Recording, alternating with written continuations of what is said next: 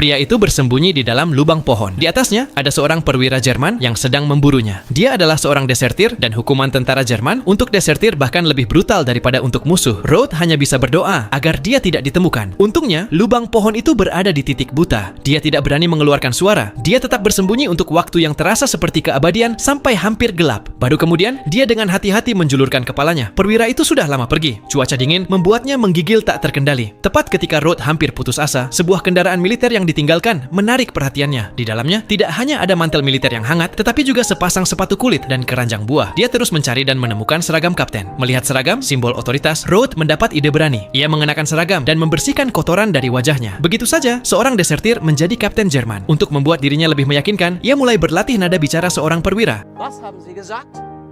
Was habe ich gehört da? Ha? Saat ia tekun berlatih, seorang tentara Jerman tiba-tiba muncul. Roth terkejut, takut identitasnya sebagai desertir akan terungkap. Tentara itu dengan cepat menghampirinya. Freitag, meldet sich zur Stelle, Herr Hauptmann.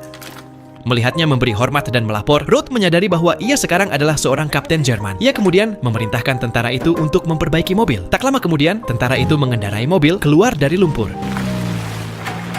Roth secara bertahap beradaptasi dengan identitas barunya. Ia meminta tentara itu untuk menunjukkan kartu identitas militernya. Tentara itu, tanpa menyadari bahwa ia palsu, dengan patuh menyerahkannya. Desertierten Sie?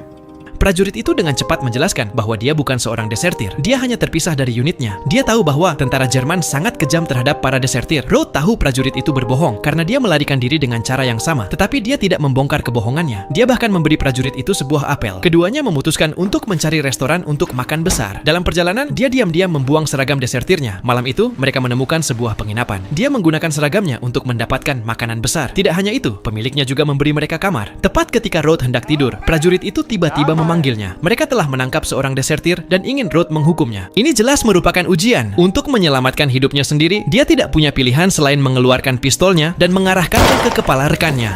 Keesokan harinya, mereka menghadapi situasi yang bahkan lebih putus asa.